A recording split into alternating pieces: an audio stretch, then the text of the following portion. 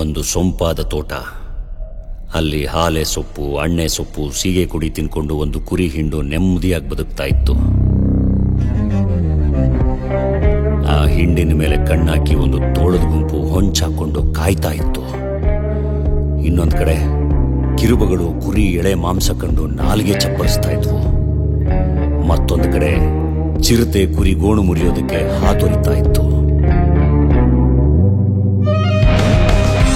ನನಗೆ ಸಿಂಹ ಪಾಲು ಬೇಕು ಅಂತ ಒಂದು ಸಿಂಹ ಸವಾಲಾಗ್ತು. ತೋಟದ ಬಾಗಿಲಲ್ಲಿ ನಿಂತ್ಕೊಂಡು ಒಂದು ಹೆಬ್ಬುಲಿ ಬೋರ್ಗುಡಕ್ ಶುರು ಮಾಡ್ತು. ಹೀಗೆ ಶತ್ರುಗಳು ಹಲ್ಲು ಮಸಿತಾ ನಾ ಮುಂದು ತಾ ಮುಂದು ಅಂತ ತೋಟದ ಸುತ್ತಲೂ ಸುತ್ತಾಗ್ತಾ ಇದ್ವು. ಪಾಪ ಕುರಿಗಳು ಊರಿಗೆ ಬಂದಿರೋ ಮಾರಿ ಎದುರು ಉಸಿರಾಡಕ್ಕಾಗದೆ ಬ್ಯಾ ಅಂತ ಗಡಗಡ ನಡುಕ್ತಿದ್ರೆ ಶತ್ರುಗಳ ಮೈಯೆಲ್ಲ ಬಾಯಾಗಿ ಕಾಯ್ತಿದ್ವು. ಆದ್ರೆ ಅವಕ್ಕೇನ್ ಗೊತ್ತಿತ್ತು, ಪಾಪದ ಕುರಿಗಳನ್ನ ಕಾಯೋಕೆ, ಶತ್ರುಗಳಿಗೆ ಗೂಟ ಹೊಡಿಯಕ್ಕೆ ಬಗಣಿ ಮರದ ತರ ಒಬ್ಬ ಉದ್ದಕ್ಕೆ ಅಲ್ಲೇ ನಿಂತಿದ್ದಾನೆ ಅಂತ.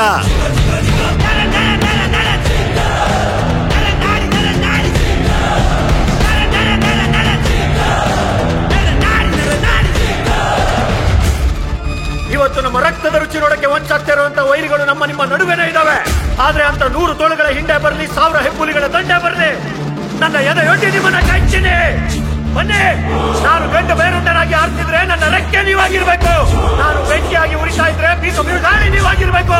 ಬೇಕಿದ್ರೆ ನಿಮ್ಮನ್ನ ಕಾಯ್ತಾ ಇರೋ ಈ ಬಗಲಿ ಮರವನ್ನ ಬಗದು ಒಳಿಕೆ ಮಾಡ್ಕೊಳ್ಳಿ. ಶಾಂತಿಯ ತೋಟದ ಹಣ್ಣಿಗೆ ಬೆಲೆ ಇಲ್ಲ. ನಾವು ಈಗ ಉತ್ತು ಮಿಚ್ಚಬೇಕಾಗಿರೋದು ಕ್ರಾಂತಿಯ